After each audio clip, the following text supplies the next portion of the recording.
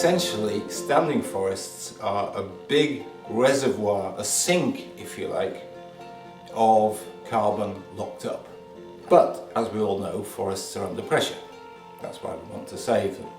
We take the funding for the emissions that someone is giving out, then go to a forest and then protect that forest. Then we have prevented that from being chopped down and the CO2 released.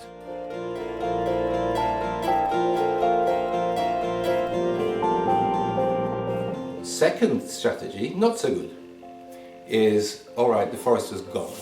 So we can plant trees, or we can encourage the growth of the forest. It can grow up naturally as well, preferably with a little help.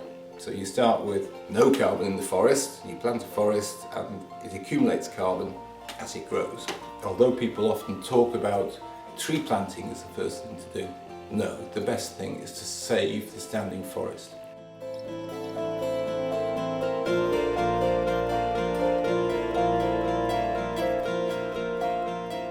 First of all, you calculate what your emissions are, and you start off with your energy bill.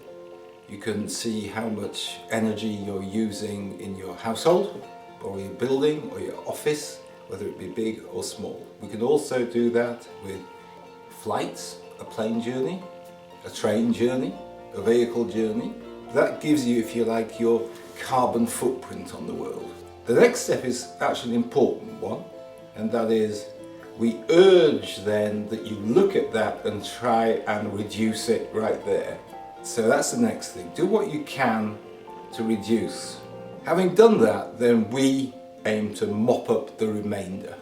We go and look on the ground, and on the ground we see an area of forest. We work out how much carbon there is in that forest. Then we look at the 10-year track record in that region of how fast these forests are being chopped down. You assume it's going to go forward in the same way if you do nothing. Stop that, and that is our gain.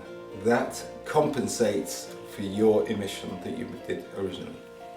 We've also got the carbon balance paper, where essentially the carbon footprint of producing a ton of paper has been calculated.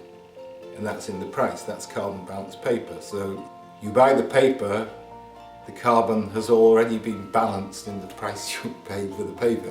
And we're doing exactly the same thing with it on the ground. Taking it, conserving forest, which balances off the carbon footprint of producing that paper.